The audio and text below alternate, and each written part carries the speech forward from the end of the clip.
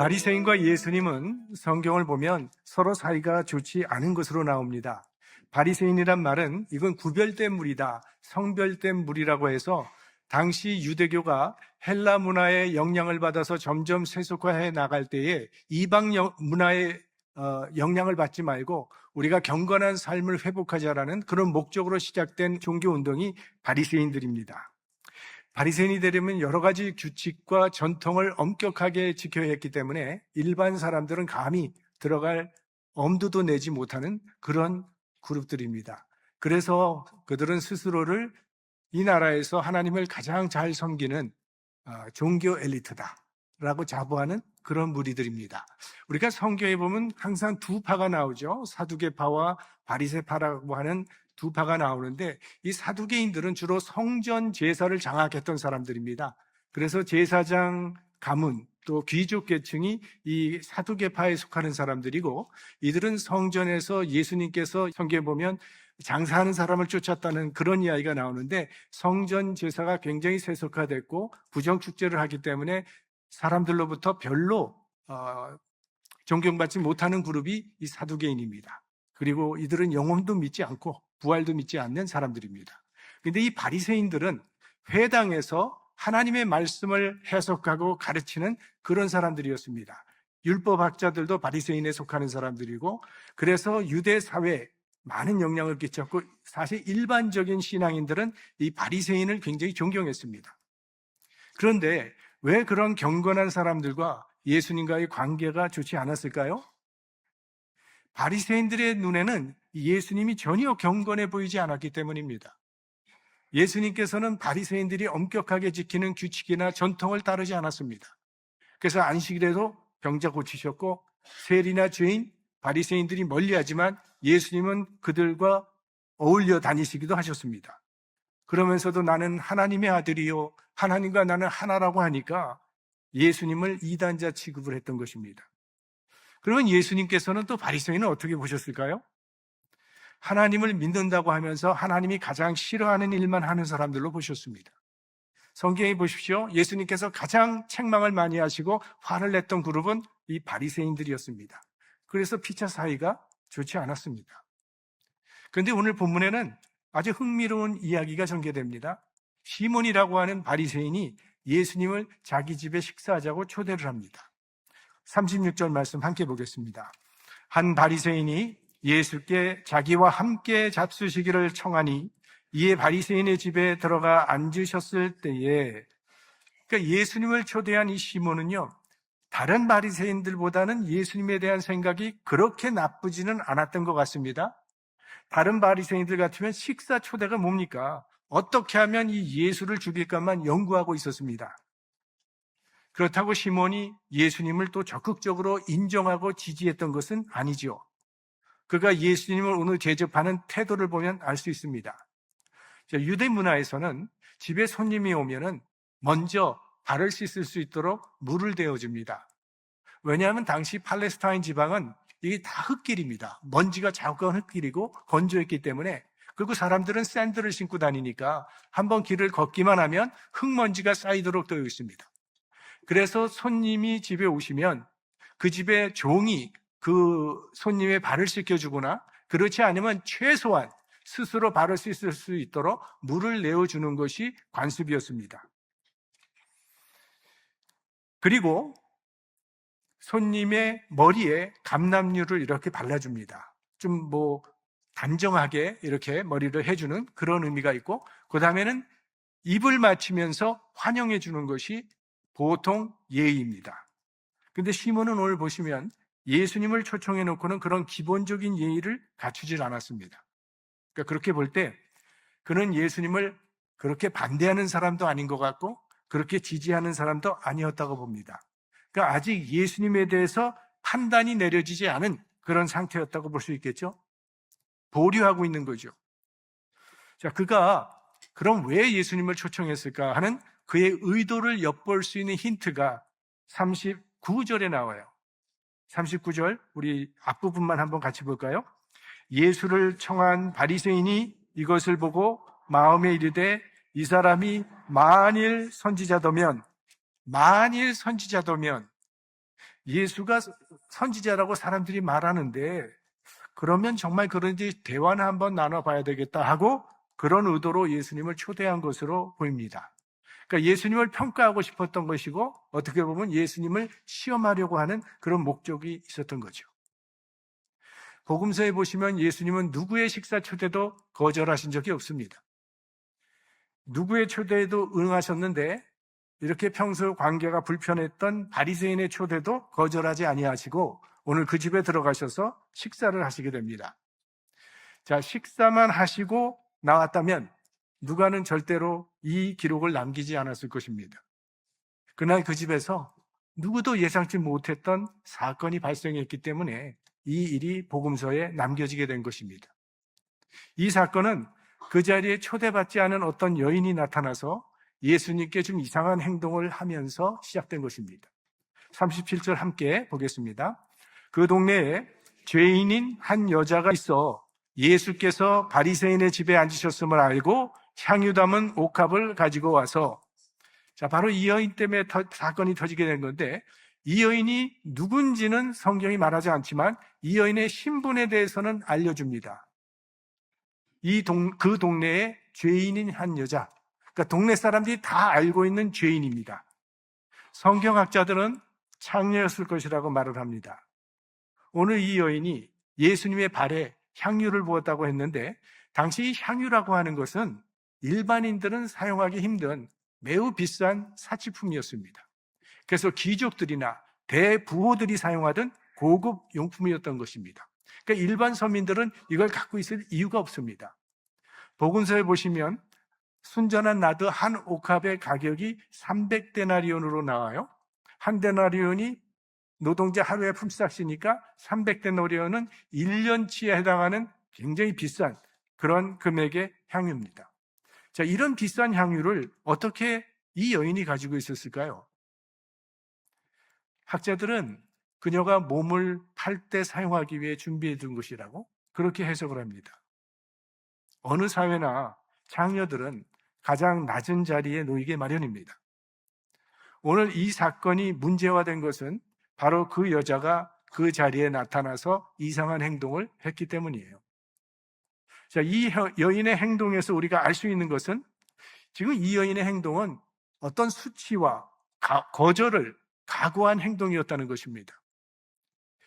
당시 바리새인들이요, 랍비를 집에 초청할 때는 다른 바리새인들과 율법학자나 또 종교 지도자 같은 사회에 영향력 있는 사람들을 함께 초대했습니다. 그리고 앉을 때도 서열로 정해져 있는 자리에 앉도록 되어 있습니다. 그래서 예수님께서 높은 자리에 앉지 말라고 했던 그런 이야기가 여기서 나오는 것이기도 하죠. 그래서 이 자리에는 초대를 받은 사람만 올 수 있도록 그렇게 되어 있습니다. 뭐 이런 문화는 우리가 미국에서도 익숙하죠. 결혼 피로연에 가보시면 테이블에 지정된 자리에 이름이 표시되어 있습니다. 그러니까 주인이 지정한 그 자리에 앉는 것이 예의죠. 만약 초대받지도 않는 사람이 갑자기 나타나서 아무데나 앉는다면 사람들이 다 이상하게 바라볼 것입니다. 오늘 이 여인이 그렇게 된 거죠. 초대받지도 않았는데 갑자기 그 집에 들어와서 이상한 행동을 하기 시작한 거죠. 이 바리새인의 집은 이런 죄인, 이런 여인은요, 절대로 들어올 수 없도록 금지된 그런 곳이었습니다. 이 여자가 그것을 몰랐을 리가 없습니다.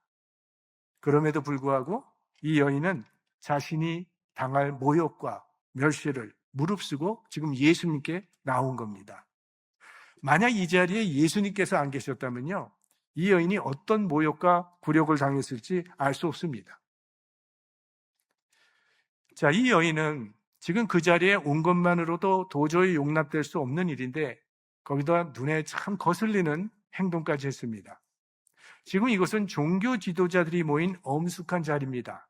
그리고 이곳에 지금 예수님은 손님으로 와 계신데 사실 상식이 있는 여자라면 나중에 따로 예수님을 조용히 뵐 수도 있었을 텐데 초대받지도 않은 불청객이, 그것도 그 당시 성차별이 그토록 심한 사회에서 갑자기 그곳에 나타나서 예수님께 이상한 행동을 하니까 그 자리에 있던 모든 사람들이 얼마나 당황스럽고 충격이 컸겠습니까? 이 여인이 한 행동이 오늘 성경에는 참 상세하게 기록되어 있습니다. 예수님이 앉아 계신데 이 여인이 갑자기 들어오더니 예수님 곁에 서서 다짜고짜 막 울기 시작합니다. 여러분, 제가 지금 이렇게 설교하고 있는데요. 어떤 여자가 나와서 제 옆에서 막 울면 어떻게 생각하시겠어요? 그것도 얼마나 많이 우는지. 예수님의 발이 눈물에 적실 정도로 울고 있고, 그리고는 자기의 머리털을 풀어서 예수님의 발을 닦기 시작합니다. 그리고 향유를 예수님의 발에 붓습니다. 그러더니 예수님의 발에 입술까지 맞춥니다. 이건 확실한 스캔들감이죠. 신문기사 일면 톡 기사감입니다. 사실 우리들이 그 자리에 있었다 할지라도 이거 결코 곱게 볼 수 없는 그런 광경입니다. 자, 이 광경을 보고 시몬이 마음에 무슨 생각을 했는지 39절에 잘 나와 있습니다. 같이 39절을 보겠습니다. 예수를 청한 바리새인이 이것을 보고 마음에 이르되 이 사람이 만일 선지자도면 자기를 만지는 이 여자가 누구며 어떠한 자 곧 죄인인 줄을 알았으리라 하거늘. 자기를 만지는 이 여자가 누구며 라고 되어 있어요. 그러니까 만지는 여자라고 표현한 것을 보면요, 그만큼 시몬에게는 이 여인의 행동이 거슬러 보였다는 것이죠. 결국 이 사건은 시몬이 예수님을 평가하는 결정적인 근거가 되었음이 나타납니다. 만일 이 사람이 선지자더면 그 시몬의 마음속에는 지금 결론이 내려진 거죠. 내가 오늘 예수라는 사람을 우리 집에 초청한 것은 그가 선지자라고 하는 말이 있기 때문에 정말 그런지 한번 알아보려고 초대한 것인데, 저런 죄인과도 가까이 지내는 것을 보니까 별것 아닌 사람이구나라는 결론이 난 겁니다. 왜? 당시 지도자들은 거룩함을 지키기 위해서 여성은요 2m 이내로 들어오지 못하도록 되어 있습니다. 그렇게 금했습니다. 더구나 이런 죄인의 경우는 더 말할 나이도 없어요. 그런데 예수님은 그런 여인을 물리치기는커녕 자신의 몸까지 만지도록 허용하고 있으니까 더 생각할 필요도 없다고 예수님을 판단한 겁니다. 자, 그런 시몬의 마음을 꿰뚫어 보신 예수님께서 그에게 말씀을 하십니다. 50데나리온 빚진 자와 500데나리온 빚진 자가 있었는데 둘 다 갚을 길이 없어서 주인이 탕감해 주었다고 하시면서 둘 다 탕감을 받았으니 이 중에 누가 주인을 더 사랑하겠느냐 물으십니다. 그때 시몬이 많이 탕감함을 받은 자입니다 라고 대답을 했더니 예수님께서 네 말이 옳다고 하시면서 이제 시몬에게 이르시는 거예요. 너는 내게 발 씻을 물도 주지 않았는데 이 여자는 눈물로 내 발을 적셨고, 너는 내게 입도 맞추지 않았는데 이 여자는 내 발에 입을 맞췄고, 너는 내 말에 감람유도 붓지 아니하였는데 이 여자는 내 발에 향유를 부었느니라. 시몬의 태도와 이 여자의 태도를 하나하나 대조를 시키십니다. 시몬아, 네가 나를 집에 초대한 것은 이 여자처럼 죄사함의 은혜에 감사해서가 아니라 내가 정말 선지자인지 시험해 보려는 마음이 아니었느냐 하시면서 네가 500데나리온 빚진 자라고 생각하는 저 여자가 너보다 하나님을 더 사랑하고 있다, 이렇게 선언하십니다. 대개는요, 나를 초대한 주인에게 무한하게 하지 않는 것이 손님의 예의죠. 그런데 예수님께서는 시몬을 향해서 아주 직설적으로 책망을 하시면서 말씀하십니다. 왜? 그만큼 당시 바리새인들의 신앙관에 큰 문제가 있었기 때문이에요. 바리새인들은 죄인은 상대해서는 안 될 존재로 여겼고 선지자는 죄인을 멀리해야 한다고 생각을 했습니다. 그래서 예수님을 형편없는 선지자로 판단한 거예요. 시몬에게 이 여인은 죄인이기 때문에 멀리해야 할 대상이었습니다. 그러나 예수님께서는 이 여인은 죄인이기 때문에 오히려 선지자가 필요한 사람이었어요. 시몬은 죄인을 멀리하는 것이 거룩이라고 생각을 했는데 예수님께서는 죄인을 찾아서 구원하시는 것이 그게 참된 거룩이요, 그게 사랑이라고 말씀하시는 것입니다. 오늘 시몬은 율법의 눈으로 이 여인을 바라봤고 예수님을 바라보았습니다. 그러나 예수님께서는 은혜의 눈으로 이 여인을 바라보셨던 겁니다. 우리는 사람을 율법의 눈으로 바라볼 수도 있고 은혜의 눈으로 바라볼 수도 있습니다. 참 은혜가 풍성한 사람이라고 하는 것은 무슨 뜻일까요? 그 사람 곁에 있기만 해도 마음이 편안해지는 사람일 겁니다. 하나님의 은혜가 그 사람의 마음을 다스리고 있기 때문에 그의 마음은 그의 푸근하고 그의 말은 부드럽고 언제나 이해되고 용납될 것 같이 느껴지는 사람. 은혜는 사람을 품을 수 있는 넉넉한 마음을 준다는 거죠. 하나님의 은혜는 우리 마음속에 그런 아름다운 열매를 맺게 합니다. 참 잘 믿는 사람이라고 하는데 이상하게 그 사람 곁에만 가면 위축되는 것 같고 뭔가 흉이라도 잡힐까 봐 두렵고 피하고 싶은 사람이라면 과연 그런 사람을 은혜 받은 사람이라고 할 수 있겠습니까? 어떤 사람이 길을 가다가 그만 진흙탕에 빠졌습니다. 한 사람은 그걸 보고 아이 그러니까 조심했어야죠. 잘못하신 거예요. 하고 지나갑니다. 또 한 사람은 손을 내밀면서 얼마나 힘드십니까? 제 손을 잡으십시오. 라고 말을 합니다. 은혜는 어떻게 도울까를 생각하고 율법은 무엇을 잘못했는가를 지적합니다. 그래서 은혜는 사람을 살리는 것이고 율법은 사람을 죽이는 것입니다. 오늘 이 여인이 눈물로 예수님의 발을 적셨다고 했는데 왜 그토록 울었을까요? 500데나리온의 빚을 탕감받았기 때문입니다. 성경에는 나오지 않지만요.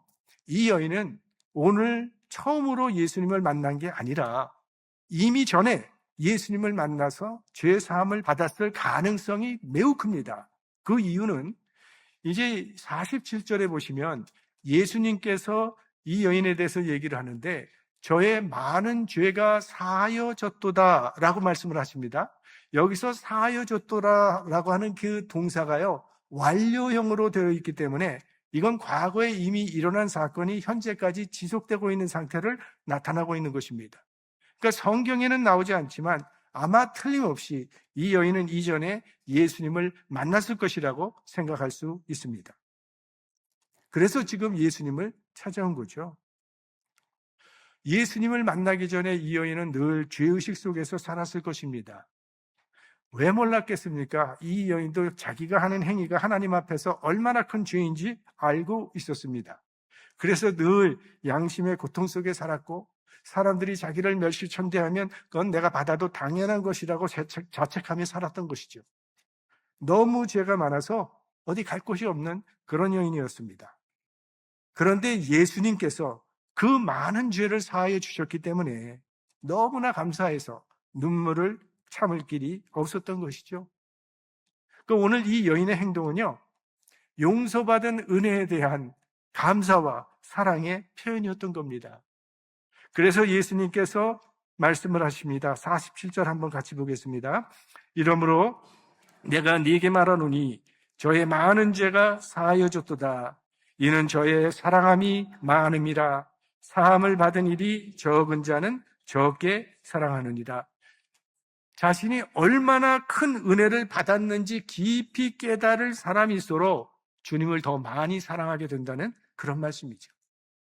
이 여인이 예수님의 발에 눈물을 흘리고 입을 맞추고 향유를 부은 것은 자신이 받은 그 500데나로의 빚을 탕감받은 은혜가 얼마나 큰지를 깊이 깨달았기 때문에 오늘 예수님 앞에 이렇게 자신을 드렸던 것입니다.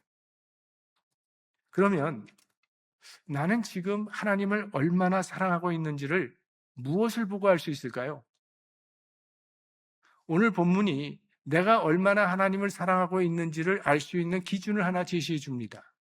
그 기준은 내가 받은 은혜를 얼마나 깨닫고 있느냐 하는 것입니다. 은혜를 크게 깨달은 사람은 사랑이 커지고 은혜를 망각한 사람은 사랑이 식어진다는 겁니다. 그러나 여기서 우리가 분명히 한 가지 알아야 될 사실은 예수님께서는 지금 이 여인이 시몬보다 더 큰 죄를, 많은 죄를 지었다고 하는 그런 뜻은 아닙니다. 우린 모두 죄인들이에요. 우리는 나는 그래도 저 사람보다는 죄가 적은 것 같아 라고 생각할 수도 있지만 하나님 앞에서는 도토리 키재기입니다. 다 같은 죄인입니다. 핵심은 누가 자신이 용서받아야 할 죄인이라는 사실을 깨닫고 있느냐 하는 것인데, 시몬의 문제는 자신은 용서받아야 할 죄인이라는 사실을 깨닫지 못하고 있었다는 데 있습니다. 하지만 이 여인은 자신이 500데나리온 빚을 진 죄인인데 이 500데나리온이라는 빚을 탕감받은 은혜를 입었다는 사실을 잘 알고 있었어요. 그 은혜가 너무 컸기 때문에 사람들의 시선과 수치도 감수하면서 예수님께로 나왔고 자신의 가장 귀한 것을 주님께 드렸던 것입니다. 우리가 신앙생활을 하면서 내가 받은 이 은혜를 망각하기 시작하면 그때부터 신앙은 의무가 되는 것이죠. 내가 받은 은혜를 깊이 깨닫게 되면 예배드리는 마음도 달라지고 내가 사람을 대하는 태도도 달라지고 무엇보다도 하나님을 향한 감사와 사랑이 살아나게 됩니다. 오늘 예수님께서는 어쩌면 어떻게 보면 비난받을 만한 상황을 이제 설교로 정리하시면서 모든 사람 앞에서 이 여인의 구원을 선언하십니다. 내 믿음이 너를 구원하였으니 평안히 가라. 참으로 이 여인에게는 고마운 말씀이죠. 평생 죄인이라는 낙인이 찍힌 채 살아가고 있던 이 여인에게 주님께서 오늘 참된 자유와 평안을 선물해 주신 것입니다. 정작 예수님을 초대했던 시몬의 마음에는 아무런 변화도 일어나지 않았고 그대로인데 초대받지 못했던 이 여인은 구원의 엄청난 놀라운 은혜를 받았습니다. 자, 우리가 기독교를 은혜의 종교라고 부르는데요. 오늘 이 사건은요, 사도 바울이 로마서에서 죄가 더한 것에 은혜가 넘친다는 역설적인 은혜를 잘 보여주고 있는 사건입니다. 자, 사도 바울이 어떤 사람입니까? 예수 믿기 전에는 예수 믿는 사람 잡아서 죽이는데 앞장섰던 사람입니다. 그런 사람이 다메섹 도상에서 부활하신 주님을 만나고 사도로 부름을 받게 됐죠. 그 모든 과거를 생각하면서 바울이 고백을 합니다. 고린도전서 15장에 그러나 나의 나 된 것은 하나님의 은혜로 된 것이니 내게 주신 그의 은혜가 헛되지 아니하여 내가 모든 사도보다 더 많이 수고하였으나 내가 아니요 오직 나와 함께 하신 하나님의 은혜로라. 여러분, 기독교 역사에 바울만큼이나 하나님의 나라를 위해서 수고하고 고난과 핍박을 견뎌낸 사람은 없을 것입니다. 바울은 그가 그렇게 넘치도록 충성할 수 있었던 이유가 그가 받은 은혜가 너무 컸기 때문이라고 고백하고 있습니다. 죄가 더한 것에 은혜가 넘친 것이죠. 제가 전에 섬기던 교회에서는요, 1년에 한 번씩은 흑인 교인들이 여기저기서 모여와서 음악회를 했습니다. 근데 참 흑인들은 정말 이 찬양의 은사, 또 이 춤추는 은사를 받은 것 같아요. 아주 신나게 흔들면서 온몸으로 찬양을 하는데요. 보기가 너무 좋고 정말 자유스럽습니다. 그런데 그렇게 음악회를 하는데 매년 마지막 순서는 늘 똑같습니다. 노래 잘하는 한 사람이 나와서 찬송가를 부르는데 무슨 찬송가를 부르냐 하면 Amazing Grace, 나 같은 죄인 살리신 그 은혜 놀라와 이 찬양을 부릅니다. 뭐 우리처럼 이렇게 전장케 부르는 게 아니라요, 재즈식으로 아주 자유롭게 부릅니다. 그 사람이 부르기 시작하면 그 자리에 모인 사람들이 약속한 듯이 전부 일어나서요, 몸을 흔들고 손을 들고 기쁨의 찬양, 눈물을 흘리며 감격스럽게 이 찬양을 부릅니다. 좀 제가 흉내를 내면 실감이 날 것 같은데 도저히 엄두가 안 나서 참겠습니다. 네.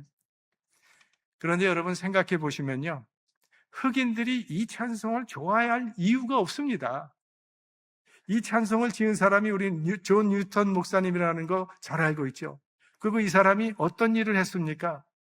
예수 믿기 전에는 아프리카에 있는 흑인을 잡아다가 팔던 노예상인이었습니다. 노예상인 중에서도 굉장히 잔인한 노예상인으로 알려졌던 이 사람이 어느 날 폭풍우를 만나서 죽음의 위기를 겪으면서 극적으로 회개하고 목사가 되었죠.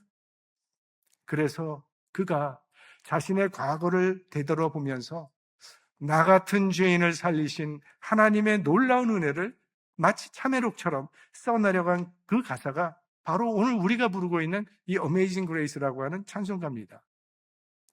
그런 사람이, 노예 상인이었던 사람이 작사한 찬송인데 흑인들 입장에서 그런 찬송을 부르고 싶겠습니까? 그런데 아이러니하게도요, 이 미국뿐만이 아니라 전 세계 흑인 교인들에게 가장 사랑받고 있는 찬송이 바로 이 찬송입니다. 죄가 더한 것에 은혜가 더욱 넘친다는 말씀처럼 잔인했던 노예 상인의 그 진심 어린 회개와 그를 용서하신 하나님의 압도적인 은혜가 그 상처 입었던 영혼들을 치유하고 영적 해방으로 인도하는 역설적 은혜의 찬양이 된 것입니다.